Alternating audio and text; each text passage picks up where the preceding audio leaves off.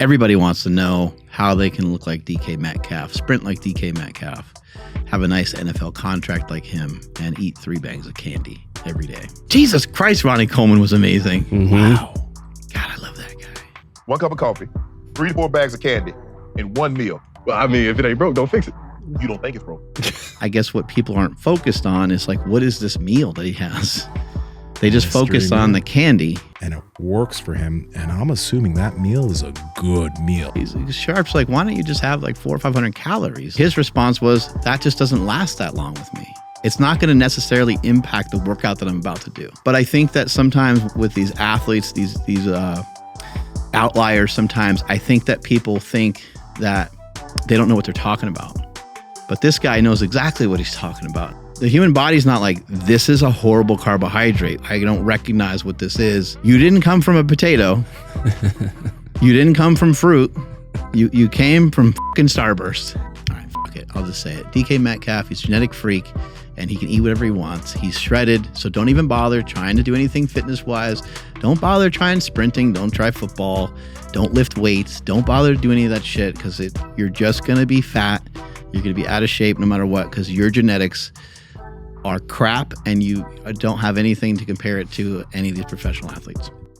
Power Project family, how's it going? And listen up. We talk about meat and nutrition all the time on this podcast, from the carnivore diet, keto, low carb, IFYM. And the cool thing is that we've partnered with a great company, Piedmontese Beef. Yes, it's beef. And the great thing about Piedmontese Beef is this: no matter if you're someone who's dieting on low fats, high fats, carnivore, any diet, they have different types of cuts of steak that are going to fit your diet perfectly. From the flat iron that has, Andrew, what is the macros on that thing? So that one has 46 grams of protein and only 4 grams of fat for the entire steak. And if you want fattier cuts, they have ribeyes, center cuts. They have literally everything for no matter what diet you do. So you can't use the excuse of your diet and tell yourself that you can't eat red meat. So Andrew, how can they get Piedmontese beef? Yes, man. So that's at Piedmontese.com. That's Piedmontese.com. At checkout, enter promo code POWER for 25% off your entire order.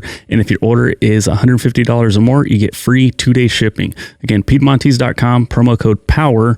All links down in the description as well as the podcast show notes. All right. Hello? Yeah. Hello, everybody. Before we get to talking about DK Metcalf, which we need to talk about this once again. Oh, yeah. Because this is a hot topic of conversation. Everybody wants to know how they can look like DK Metcalf, sprint like DK Metcalf, have a nice NFL contract like him, and eat 3 bags of candy every day. And a coffee. Don't forget the coffee. Yeah. Well, the coffee's probably burning all the fat off, right? Yeah, that's how caffeine works. Mm-hmm. You know, the chemical structure of caffeine, when intook on a fasted state, is actually very beneficial for keeping body fat off. Write this down. You know, burns body fat. And he also mentioned, you know, he doesn't eat that candy until later in the day, post cardiovascular work, which means that his body just absorbs the glycogen from the candy, and he puts it back to use the next day. So it makes a lot of sense why DK Metcalf is the way he is. I think it has a lot to do with like overall habits. And something I wanted to mention and bring up just in the beginning here for a bit is... And I was fucking with you guys. I just have to say that. You know, we have some decent habits here. Like we just went on a walk. Sometimes we podcast and then we walk and then we podcast again. The walk is a little bit like a cup of coffee for us. A walk is a little bit like a little wake up for us. And it's also just a nice habit to go to. Yeah. But it's of no coincidence that Nsima chooses exercise even more so than Andrew and I. Like I exercise a lot. I move around a lot. I love it. I run. I lift. But before we did our first podcast today, you're like, I'm going to go in the gym and jump rope. And I think you jumped rope for literally like 3 minutes. And you just... But like I've seen you do that a lot. Like I go into the gym a lot. Andrew goes into the gym a lot. But it seems like a way for you, because maybe of your soccer background as a kid, just the amount of activity that you've had, maybe every day you're like, I need to express some of this. I need to move around every day. Otherwise it's going to make me nutty. And so what is it for you? What do you think compels you to want to move so much? Because I'm imagining that someone like DK Metcalf or some of these guys that we look to where we're like, oh, he's just shredded because of X, Y, and Z excuse that we want to insert. But these guys, these individuals, they're exercising a lot, and there is a calorie equation that can explain at least some of it. When I don't move, I don't feel that great, or when I don't move enough. And like, it's like my body has this internal trigger of like, dog, go do something. You know, you always say motion's the lotion, and that's how like I feel all the time. So like, you know, if the day has gone by and for some reason I haven't done much, I have to go either get outside, go do something, take a walk, work out. Because I know how good I feel after I move around. So there's this thing that's like, just go get some type of movement in, go get some long range movement in the gym in as far as lifting or jump rope or whatever. And for you, you might feel like you need to do that maybe a couple times a day. Yeah, quite a few times a day. So I'm actually really happy I have those base blocks things at home. Right. Because I can literally just hop on there, do some dips, do some L-sits, do some just whatever. And it's there. Kettlebells too. Like, I'm always touching these things. So it's just a habit. Is there any part of it that ever feels like a little forced? Like even going to jiu-jitsu, is it like, well, I got goals in jiu-jitsu, so I don't know if I can go, but any of it ever feel that way? Or does it feel like, or does it always feel pretty good? Like I should go do this. You know, we were talking about that earlier, and I was trying to think about like when I started jiu-jitsu too, did it ever feel like, oh, I got to go to jiu-jitsu again? And there's a period of time, especially when my body wasn't as used to it, when my body was super fatigued. But I always, like, even when that was happening, I always wanted to go to jiu-jitsu. And I always want to go train in the gym because obviously I enjoy those things. So, you know, I can understand if somebody's like doing a workout plan that they don't like if they're doing movements that they're just, I hate doing this or whatever. Yeah, sometimes you got like a program, like a schedule. And sometimes there's a couple things on there that kind of hurt or they're kind of annoying, but you have a competition coming up. Yeah, right. So those are just things that you have to do. So they have this level of resistance. But with the things that I do in the gym, I just have things set up that everything I do, it attacks all the goals I have, whether it's like my legs or upper body or whatever. I'm doing things that I enjoy that attack those goals. And that's why for me, there's personally no resistance into going and doing those things. Like, I mean, I would assume even with you, even though running wasn't always easy, there was probably, I don't know if I'm safe in assuming this, but there's probably minimal resistance in you going and doing it, even though you weren't like, it wasn't perfectly comfortable. What I've learned is that if there is resistance, then something's probably a little off. Like I'm not eating enough, or I've been doing a little too much more recently. You know, like that those are things, because that is really rare for me to be like, oh, I don't want to have to.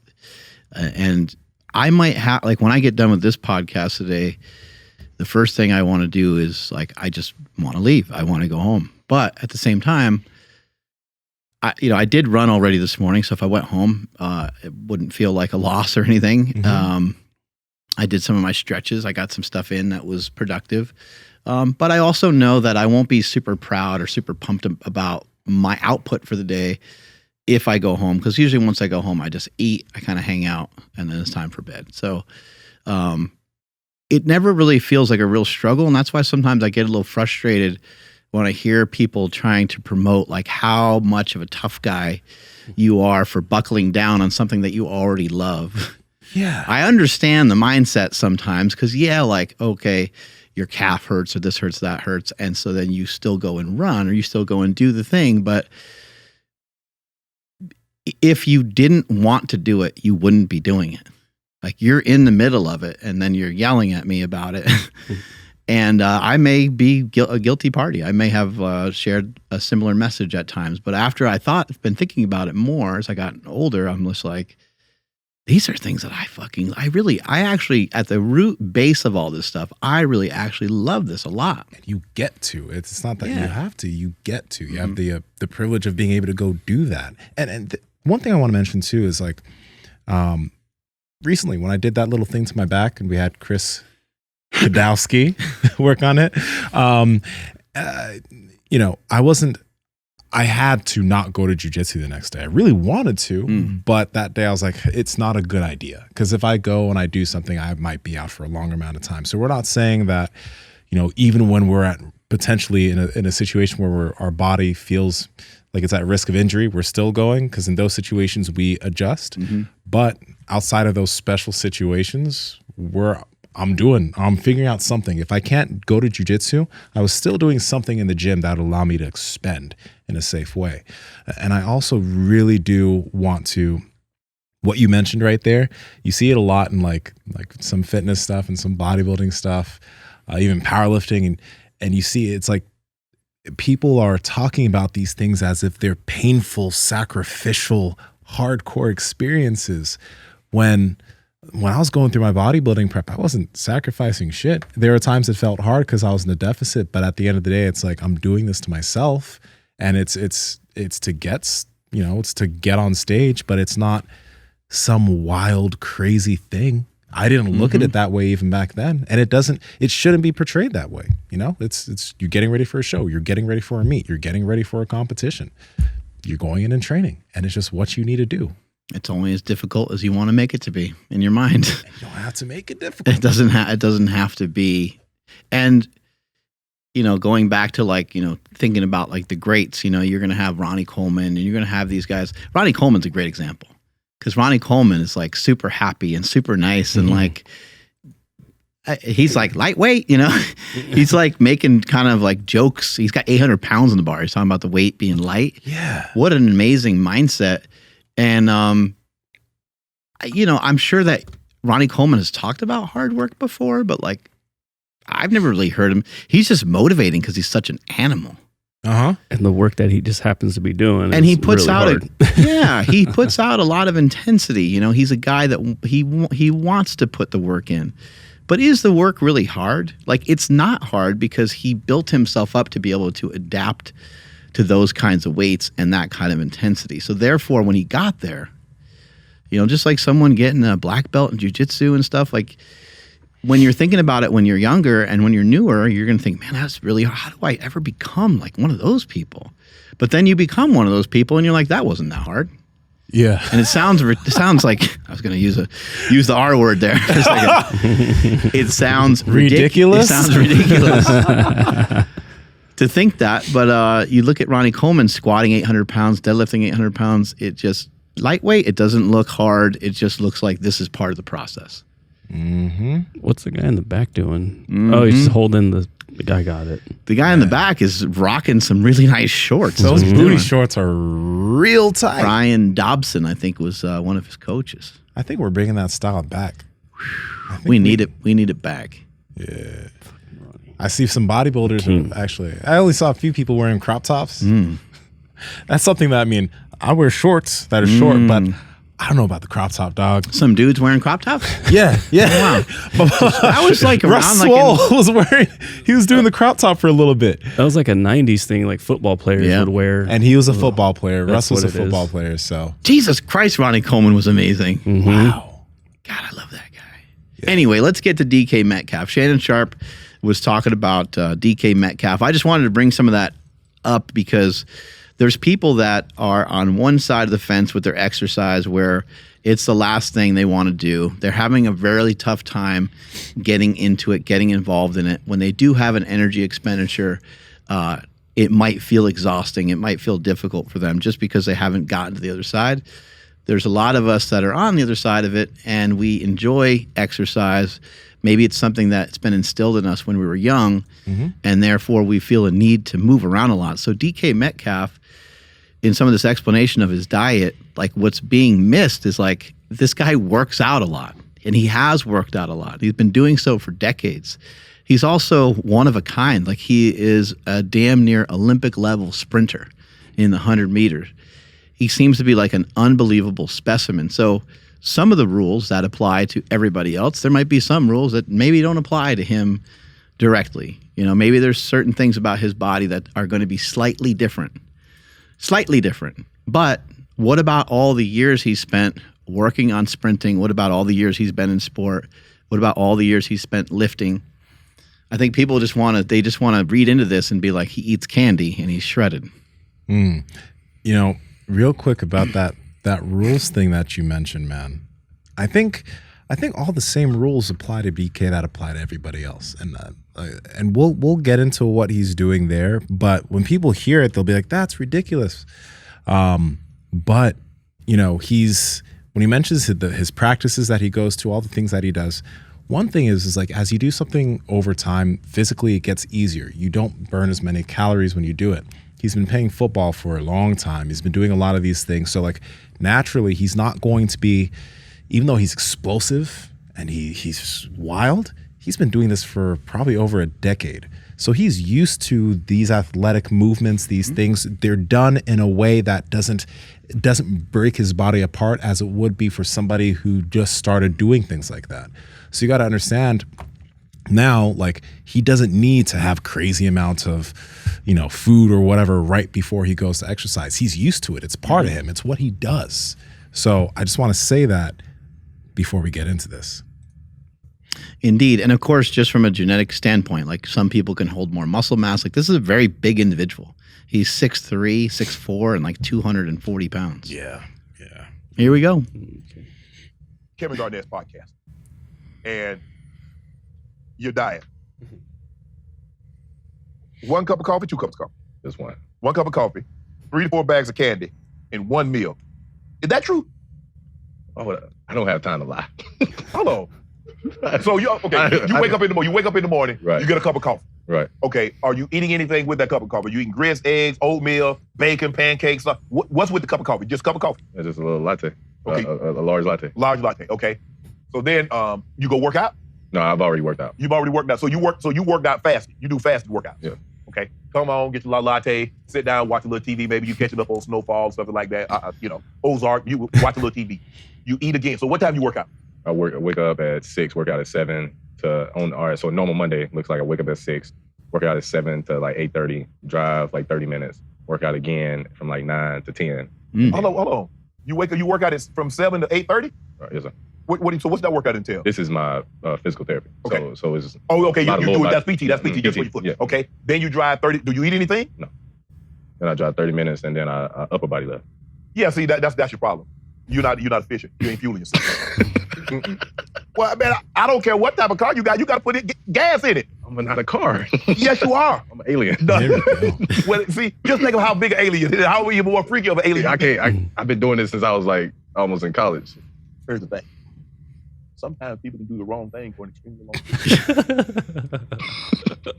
Right, I can understand that. Well, I mean, if it ain't broke, don't fix it. You don't think it's broke. What if you tried it? See, that's the thing about training. You have to be willing to go outside sometimes, do something different to see. What would it hurt to see if I ate just say 500 calories? It don't last long with me. Like I know, that's what I'm saying. Yeah. You're not fueling your body enough. As much muscle as you have, you got to fuel it. What a would. I ain't missed a game in the league yet, so this is what I'm banking on. No, it's not about that. I believe you could be more efficient. I believe you could be better. I believe if you went south with a nutritionist, got your work done, your body, your blood work done, what you should eat, how much of it you should eat. I believe DK. I believe you could take your game to the next level. I mean, you got to think about it now. The elites of the elites, and you are. But if you want to get to that LeBron, that upper stratosphere, you got to do it different. That's because you said that I'm gonna show you how to do it my way. Who, me? No. I'm gonna do it my way, and then I'm gonna reach it. Okay, all right. I love that. You got to diet like a 10-year-old. You do realize you're a grown ass man, right? I mean, if I came over your house and I saw this candy, I'm like, oh, this dude got like 4 or 5 kids. Oh, this candy. Well, I will say I'm gonna change up my diet a little bit. I change it up. You know what to do. Oops. That was cool at the end where he was like, I'm going to change it up. Like he's listening to Shannon Sharpe, which is awesome because Shannon Sharpe is a legend and a Hall of Famer. And so he's got the credentials behind him. And also a freak in his own right. Because Shannon Sharpe now, he looks just as good. And Shannon Sharpe was part of that, the Denver Broncos team in the late 90s that they had a lot of influence from EAS, the supplement company back in the day. Run by Bill Phillips. And so I think that they were on to bodybuilding style diets a long time ago, having some good complex carbohydrates, some good sources of protein, and obviously enough fat to where you can perform well enough to where you're also not gaining body fat. And you look at Shannon Sharpe, he still is in amazing shape. Yeah. But DK Metcalf, what they're kind of leaving out a little bit, which you're not, I guess what people aren't focused on is like, what is this meal that he has? They just focus on the candy. And originally when I heard it, I thought they said that he eats the candy, has the coffee, and it was part of like one meal. But after I listened to it again, he has a meal additionally to that. So it's not like his meal is candy and coffee. Like that, obviously, your luck would run out very quickly. Yes. If that was the case. Yeah, because he's fasting throughout the day. Then he has whatever 3-4 bags of candy is. Like, what does that? Who knows what that means? I think I heard Starburst on one other thing where you mentioned this, the KG podcast. Got it. Okay, so then it's like maybe if he had 3 or 4 candy bars, they would just be like the bars. Like, so he's having 3-4 bags of candy. It's bags like of candy, like a bag of like gummy bears or something. And candy bars would be different because you might be talking about like something that has fat and carbohydrates in it. Not that that would cause anything different to happen either if the calories were still controlled. But if he was eating like Snickers or something, that could push him over every day and maybe he wouldn't be as lean. But that's the thing. Even if he did, I just don't think it's enough. Nah, it's not enough. It's not enough. And that's where, Nsima, you were talking about, well, we don't know what that one meal is. Yeah, dog. It's like a lot of people are chiming in, especially in the fitness community. People are commenting on this being like, this is why he's on drugs. Obviously, he's on drugs.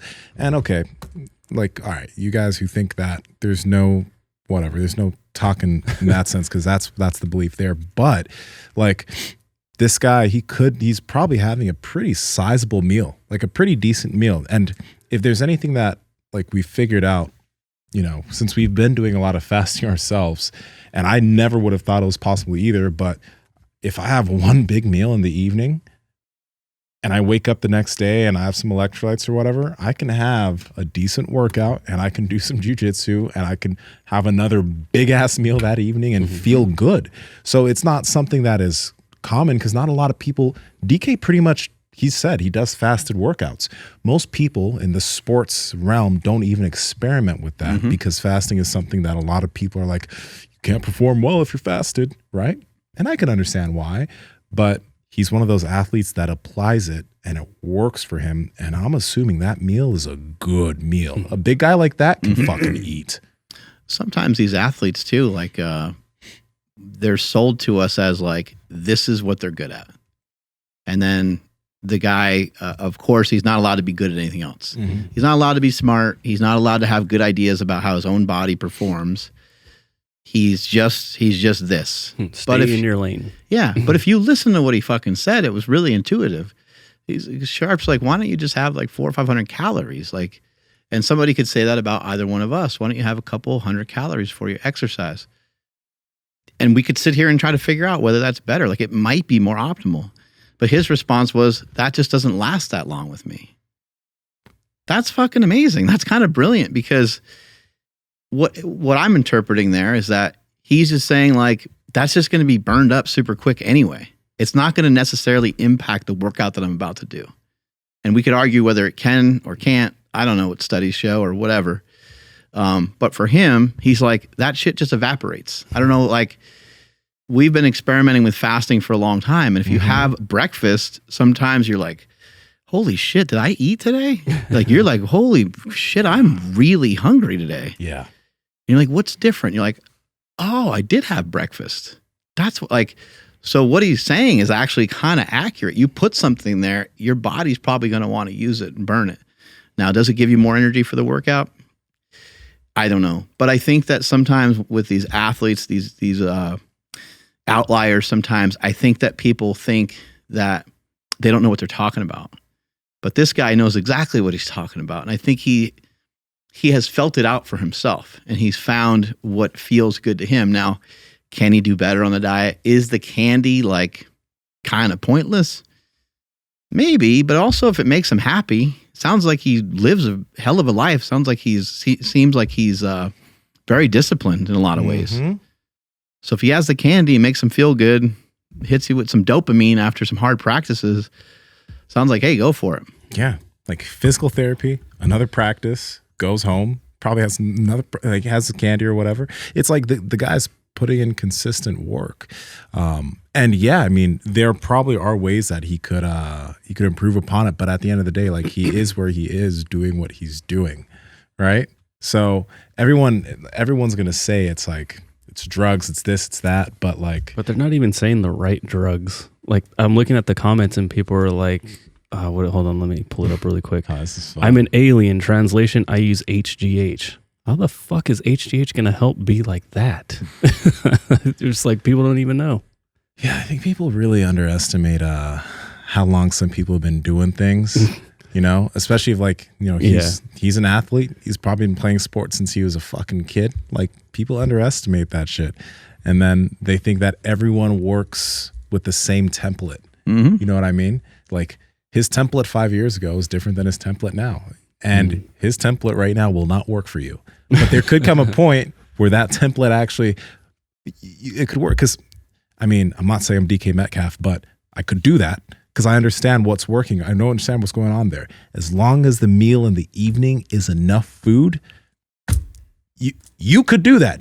I mean, you could because you know how much you need to eat in the evening. Yeah. So you could eat in the evening, wake up the next morning, have a coffee. I'm gonna do it. Probably some electrolytes. Let's go get some candy. Go on your run.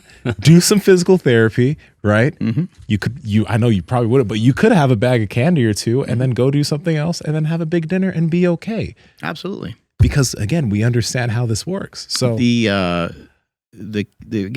candy, I don't know if I mentioned it off air, but it just doesn't have any fat in it. So it's like there's hardly any calories. And even 3 or 4 bags of candy. Now it could depend on the size of the bags of candy, right? Like, I don't know if he's going to Costco and loading up, but the videos I saw of like the bags of candy that he eats, they're just like those small ones you get at gas stations that have the Starburst in them and stuff like that. So I don't see anything wrong with what he's doing. Is he leaving stuff out? You know, is he like not sharing with us that he has like protein shakes and like probably has some other good habits? And I'm sure there's probably some other stuff in there that he's just like, now it's a thing, right? Because he mentioned his diet and now it's a thing. And now it's like, he may as well. Someone needs to make a video doing the DK Metcalf diet and doing workouts. That'd probably do pretty well. There we go. We got a 1 million view video for you. Will Tennyson should probably do that shit. Will Tennyson he would crush it too. But yeah, I mean, but can you guys seriously do you not think that he could improve though if he were to ditch the candy and then have, I don't know, an extra meal? I can only look at personally the way my body responds to candy. If I have that much sugar, I'm gonna knock out. Like I feel tired. I have to. If I eat candy, if he's doing it at the end of the day, it might not be a problem. Exactly. It's like for me, if I had like a bag or 2 of candy, I'd feel sleepy. Like I'd want to go to sleep. Sounds like that is when he does it, right? Like after he's done with everything for the day, right? Yeah, that's what he makes it sound like. So like, you know, a good way to wind down. It's a good way to wind down for some people.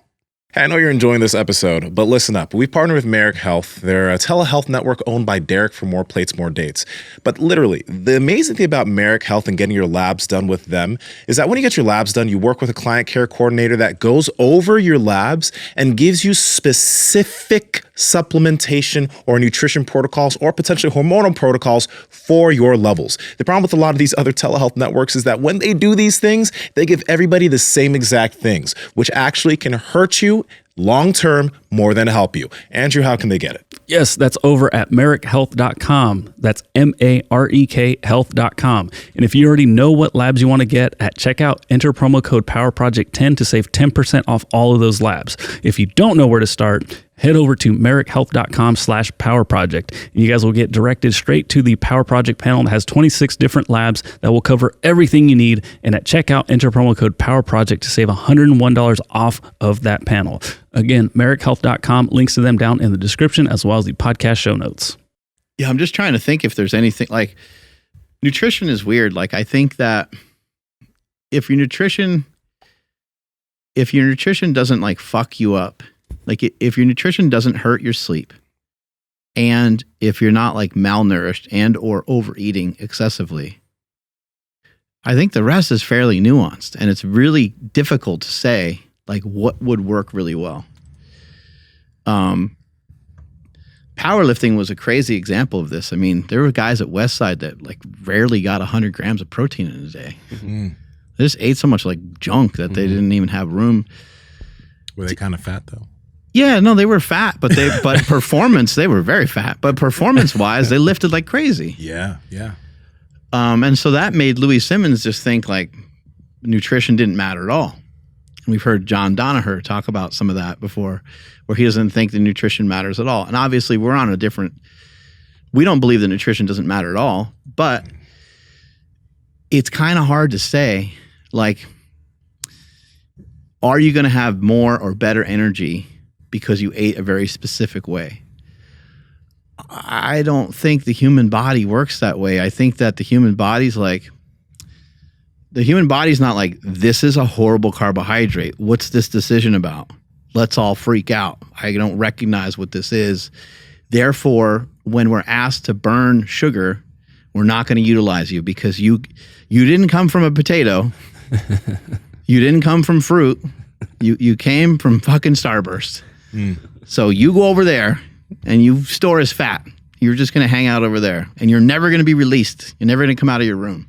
I don't think the body doesn't work that way. The body will grab onto like whatever. So if you ate some fucking pizza, your body's going to utilize the pizza for energy. Will it use it as efficiently for someone who's running 100 miles as a potato or rice?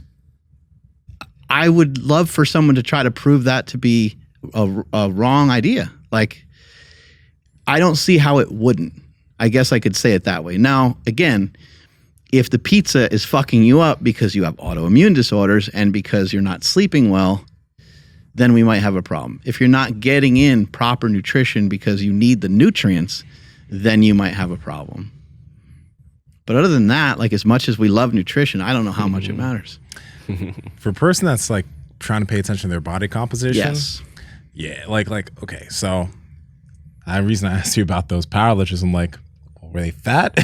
Oh, they were fat. They were fat, right? But in that sport, your body composition isn't the thing that you're competing against. You know what I mean? Isn't the focus. It's like, how much weight are you loading on that bar and what's your total going to be? So no matter what you look like, you got a big total, hey, you're the man, right? In football, I mean, different positions, body composition doesn't matter, but DK Metcalf is jacked. He's doing a lot of sprinting. He's already ahead, yeah. He's doing a lot of weights, a lot of sprinting. He's ahead of the game, right? So the way he eats, it's like he's honestly just going to be able to burn through a lot of things. And again, if you think about like one big meal, 4 bags of candy, and a latte, how many calories that probably is, or it could be. If he can eat how I assume he can eat, that meal's a big fucking meal. Like, a lot of the time that meal's huge. Because when I do one meal, it's a lot of calories, right? So you can't underestimate that. And he's a big dude. So it's just like, the body composition is baked into his sport. That's what I'm trying to say here. That's why I think nutrition does matter, because Danaher also mentioned nutrition doesn't matter, but it's rare that you'll see a few kind of chubby high-level grapplers, but you don't see many. A lot of them are pretty lean and pretty decent shape because of the nature of the sport. The nature of the sport has you burning insane amount of calories. But frankly, when it comes to like just powerlifting, within the sport, unless you're paying attention to it, you should be paying attention to what you're eating, because if you're only doing that sport, you're not burning that many calories compared to everything else you do during the day and compared to other sports. Normally, it's not more efficient to hold on to more body fat for most sports. Yeah. But then you do have like a Tyson Fury. You know, you got situations where there's like guys who are outliers in that way, but like that doesn't mean you can hold excess body fat. That just means that guy has worked really hard to get enough conditioning to where he can handle lugging around that extra body fat. And technique, being in the right place, the right time. And he's a tremendous athlete. So it's kind of hard sometimes to even see, like, when you see a guy like, I mean, first of all, you forget the fact that he's like, what, 6'7" or 6'8" or something? Yeah. And when you see him and he like sticks his gut out and he's like laughing about it and stuff, he's not the picture perfect athlete that we might envision in our mind, but that's an athletic motherfucker right there. You people that are fans of UFC are gonna hate me, but what is the black wrestler that has always gone back and forth with John Jones?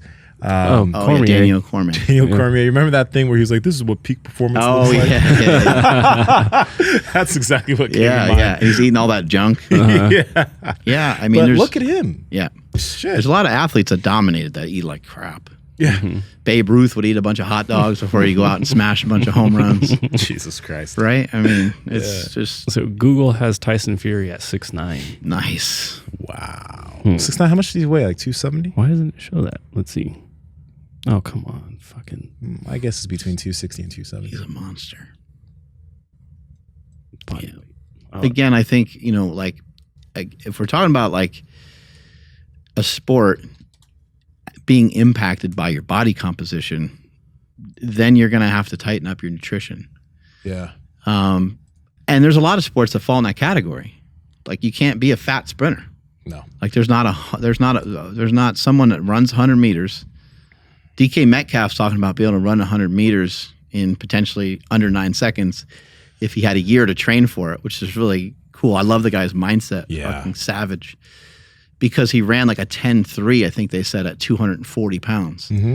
But just because he's carrying around extra weight doesn't mean that weight is useless. He is very, very muscular. So his point was like, if I lost a little bit of weight, even though the muscle is, for strength, it's like that's a lot of weight to be shifting around, moving that fast. I think it is super important though. Like, I've always looked at the basketball phenomenon when you have a lot of former pro basketball players. Like, you can tell Chuck or Charles Barkley when he was playing, like, Don't say nothing bad about Chuck. I love him. I love him. But His ass is as big as this table right here. I know. That's the thing. When he played, you're running back and forth on the court. You're jumping and whatever. And then when you stop, but you have the same eating habits because you're burning so many calories, you just balloon up. That happens to a lot of former players of sport. Like, look at former college athletes who gain 100 pounds. Like, I used to be in such good shape, but they had bad habits as far as eating, and they were able to get away with it because of the nature of their sport. They stop the sport. They don't have anything else that they do. They keep the eating habits. They gain weight. So for sport, like, yeah, maybe the nutrition aspect matters, but it's not as big of a deal. But for life, for life, that's why we talk about what we talk about, because we know that everyone's out here just trying to live. Yeah, and then like, does age like, you hear about it, but like, do we actually know for a fact that like age like plays a part in it? Like, because you're talking about like a college athlete and then they gain weight. It's like, well, when they were in college, they were 20 years old. So it's like now that they're 30, they're you hear about, as soon as you hit 30, your metabolism slows down and blah blah blah. But I mean, all three of us are at different ages, and I just feel like it doesn't matter. I think most of the information, is on the general population. So what I'm always thinking in my head is like, I don't know if they tested me or if they tested somebody like me or like us, those listening that lift. Because that's where a lot of the information comes from. It comes from people like losing muscle mass. And they'll say, well, you handle carbohydrates way different from, being 11 or 12 versus when you're 45. But how different is it if at 12... in comparison, like, do we have a study in comparison of a 12-year-old weighing a very specific body weight, eating a very specific amount of carbohydrates versus a 220-pound male who was able to keep his body fat in check? Like, you may have made your body respond better. I'm not saying that carbohydrates are the only thing that determine your body fat, but I'm just saying, like, you might have optimized some parts of your metabolism more being in your 40s than you did when you were 12, because you just didn't have any knowledge of that. Yeah, I absolutely think, like, when I got my DEXA scan the other day, I was talking to the lady who was doing it, and I was like, have people come in that, like, maybe they were a little bit later in age? Because they say that, you want to build up your bone density when you're younger, because over time, not only does sarcopenia, which is muscle loss, happen, but I don't know, can you look at is it osteoporosis? Osteoporosis, yeah. Yeah, which is bone density loss, right? Yes. So bone density loss. But I asked her, I'm like, I mean, have you seen people who have come in who like just started looking maybe in their 30s or their 40s, and have you had scans to see if like they've gained muscle and bone density? And she's like, I see it all the time, because people always come in that are doing weight challenges or body transformation challenges. Women in their 40s that come in and they get a scan 6 months later and they have higher bone density and more lean body mass. What you said was on the money. it's because a lot of these things come from general population. What does general population not do? General population doesn't use weight-bearing exercise much. General population doesn't generally pay that much attention to their nutrition. They're living pretty sedentary lives. But if you just add in a few habits, you don't have to go through those things. They won't affect you as harshly. Sarcopenia, I think like we talk about it, but I think like if you're lifting, it's not going to affect you'll lose muscle later on in life, but it's not going to be to the degree that a lot of people talk about because you're stimulating that muscle. Bone density loss, you do continue doing some weight-bearing exercises. I don't think you're just going to start losing bone if you at least like a little bit slowly, but it's going to be way slower than everybody else. You don't automatically get fat just because you get older. However, I think that certain things might happen when you get older. Like I've noticed that, and this could be just because I've been on a path of like being more conscious of my nutrition. I tend to enjoy the foods that my body enjoys a lot more than I used to. Like I don't want to eat foods that don't agree with my body as much as I used to. So there's definitely like a swing in that, but I don't know if that's like just maturity or what that is. You'll find a lot of older people, they start to move into like, nah, I don't eat that anymore because it hurts my stomach. Like they'll just flat out say that and you're like, but that's pizza, man. Like we're talking about pizza, bro. Can we make an exception for that? You know, but you find out later on that like a lot of people won't make those same mistakes any longer. They won't walk around just being bloated, having gas and whatever else goes on with eating some of those foods. So you end up with a lot of guys that might be like a Tom Brady. You know, you hear so much about Tom Brady's nutrition, but what is the nutrition that Tom Brady had for him to get selected by the New England Patriots in the first place? It probably was real. I'm just imagining it was probably very, very like, it was probably shitty for a long time. Although his dad was like a coach, I think. So maybe it wasn't too bad, but he didn't have the physique to show for it. Now he looks amazing. Now he looks like a 20-year-old dude out there. Dude, I feel the exact same way though. What you just said is like, I love cereal. Don't get me wrong, I love cereal and candy tastes amazing. But I just said the reason why I wouldn't do that is because if I have that just like boatload of sugar, I want to sleep. I feel sluggish even though it tastes amazing. So I also like stay away from things that even though they taste good and I could probably have it, I don't because I just know how I feel after, you know? And, you know, we've talked about this before too, how when you don't, like, there are some people who eat cereal every fucking morning, like sugary cereal, and they feel great. I don't know about older individuals or people in their 30s and 40s, but I know quite a few people who have like a bowl of cereal, and I look at them just like, you feel good after? And I wonder if maybe they're just used to it so they don't feel that way or the way I would feel after having a bowl of cereal, which is like tired, sluggish, and I want to go to sleep, right? Or if it's, I don't know. I don't know if the body just gets used to it and figures out a way to digest it and handle it because it's this consistent input. You know, do you get what I'm saying? I do. And it made me think like when you're a kid, you don't think about much of anything. Nah. Like when you're like, so I even would challenge like how good that makes them feel to eat some of these foods. It may or may not be productive at all. Like it might be as detrimental as it is to us when we're older, or at least the feeling of it. It's just that a kid can't concentrate on anything for like more, an adult can't concentrate on anything for 30 seconds either. Yeah. But a kid, we already know like from like literal studies, that a kid's attention span is a lot shorter. And also like, is a kid going to sit there and like play a video game and like chow down on cereal, like in between or chips or something? And there's like no conscious thought. Like a kid's not going to be like, thank you, Jesus, for this meal. You know, they're not going to sit there and like have this like ritual with their food as to maybe like an adult is like, I'm appreciative of this food type of thing. They might not have any sort of value assignment to the food that they're about to eat. So like that might play into some of it as well. Yeah, cereal, I can't, like that, now that I think about it, when we're talking about like what was the last thing we had like a I didn't binge, but like I had Lucky Charms because they were there, and I'm like, these are so good. How'd you feel? Oh, I felt okay because I had it with a protein shake. Like I used that as the milk. And I just said, I'm like, hey, because normally it's the box of cereal and then the carton of milk. And it's like, I'm going to finish when one of these runs out. Like, I'm not losing. I'm not going to get full. So what I'll do is like, I'll make the protein shake and I'll put I'll put the milk away and I'll just have the protein shake. So I can only refill it until I run out of my protein shake. And that's how I get by. So I don't feel like terrible afterwards. I don't feel great because I'm like, I let the cereal win today.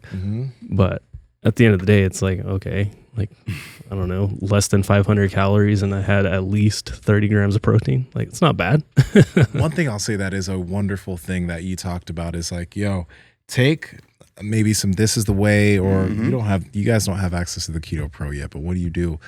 If you like milk, I like milk, put that and use that as your milk for your cereal or your milk because like I have granola that I use with yogurt. But the other night I had some granola and I used some milk, but the milk was protein milk. It's It's like I got like 60 grams of protein with that bit of granola, and it was just a fucking party. Yeah. So the internet says that DK Metcalf has a body fat percentage of 1.6%. that seems legit. Would he? I mean, that's so good. At what point do you have like how much do you need to live? It's funny. More than that, I think. Man, I think who was it? Was it Ronnie Coleman? Yeah, it had like negative or something like that. Yeah, I think he was on Rogan and he said he had a 2% body fat or something like that, and Rogan went back and forth. Yeah, I think they just like they were unable to measure his body fat percentage. Yeah, some shit like that. But yeah, who knows? Man, this is weird. Like I'm reading like some of the stuff on the internet about DK Metcalf's diet. He says it's kind of a lower carb diet, and this is probably like from a while ago. He eats a lot of protein, a lot of veggies. For breakfast, he has a private chef. Eating a lot of vegetables, slices of bacon, and some fruit. I try not to eat lots of fats. And that's kind of about all it mentions there. But it's I don't know. It's interesting. Again, this guy's probably had habits that have probably been pretty good for a long time. And he sounds like he may have somebody that cooks for him. And it's like that one meal that he's having. I mean, even if the meal's not great, again, the overall amount of calories that he's eating in a day can't be that much. And let's just for a second, let's break it down. Like, how many carbohydrates is he really eating from these 3 or 4 bags of candy? I assume it's maybe 200 grams. 200 grams of carbohydrates? Yeah, because I'm less than 1,000 calories still. Yeah. So even if he was to eat kind of a lot, even if he ate like 3,000 calories worth of food, somebody who exercises the amount that he does, he's still not in like a giant surplus, right? I don't think it's as little as 50 grams. I think it's maybe each bag is probably like 120 grams of carbohydrates. So I mean, who knows? I just pulled up like Starburst nutrition facts. So for 6 pieces, 120 calories, 2.5 grams of fat, 24 grams of carbs. How many pieces is in a bag? And so this one says 14 servings, but I think that's just like the big bag, right? It's the big bag. So let me try to find. It's funny how we're trying to calculate this shit right now. I love it. Oh man. But I don't even like. Again, like, what do we know from Dr. Lane Norton? You know, probably nothing, right? No, I'm just kidding. Dr. Lane Norton would say that if he's gaining weight on the scale, he's in a caloric surplus. If he's losing weight on the scale, he's in a caloric deficit. So he must be hitting it dead on-ish almost all the time for him to consistently weigh around 240-ish pounds. Yeah, absolutely. It means he's not overeating. He's not doing anything that is causing him to gain any body fat. So in a box that you would get at like the movie theater, so 2.5 servings per container. Same thing. So per serving is 34 grams of carbs, and there's 2.5 Oh, so about per 70. box. Yeah, so about 80. Mm-hmm. 2.5. That's about 80 something grams of carbs. So total 320. It's about maybe 1,300 calories around there. All right, fuck it. I'll just say it. DK Metcalf, he's a genetic freak, and he can eat whatever he wants. He's shredded, so don't even bother trying to do anything fitness-wise. Don't bother trying sprinting. Don't try football. Don't lift weights. Don't bother to do any of that shit because you're just going to be fat. You're going to be out of shape no matter what because your genetics are crap, and you don't have anything to compare it to any of these professional athletes. And he's on HGH. And he's on HGH, and God knows what else. That was Blocked. a lot of money. That was bullshit right It there. was going to be a lot of Blocked. money, though. But yeah, Right? Don't even try. I think that's a great way to end the podcast. That makes a lot of sense. HGH, all the fat burners. And he's rich, so why wouldn't he be Personal taking drugs? chef. That's what it is. He has a personal chef. If I had a personal chef, I could probably. If I had a personal chef, millions of dollars on an NFL contract, why would I not take drugs? If my financial well-being depends on my body, it would be silly of me not to take drugs. It's just facts, guys. Right, Mark? I don't know anything about any of this. Take us on out of here, Andrew. Alrighty. Thank you, everybody, for checking out today's episode. Please drop us your comments down in the comment section below. Let us know if you guys think this is all bullshit and he's, should be eating more, or maybe he's lying. I don't know. Whatever it is, I want to hear it. So please, again, drop those comments down below. And subscribe if you guys are not subscribed already. And make sure you guys like today's episode. And follow the podcast at MB Power Project on Instagram, TikTok, and Twitter. My Instagram, TikTok, and Twitter is at I am Andrew Z. Nsima, where you at? What was that he said? He's too busy to lie. It's too busy to lie. At Nsima Inyang on Instagram and YouTube, and Nsima Inyang on TikTok and Twitter. Join the Discord, Mark. I got to see DK Metcalf up close. I got to see Cam Newton up close.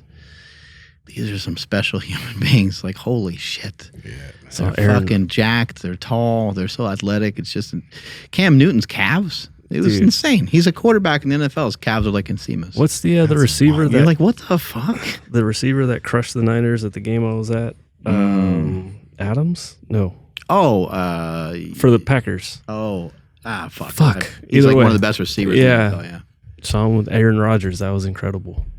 It's fucking amazing, dude. Yeah, freaks when you see him up close, right? Mm-hmm. I'm at Mark Smelly Bell. Strength is never weakness. Weakness is never strength. Catch you guys later. Bye.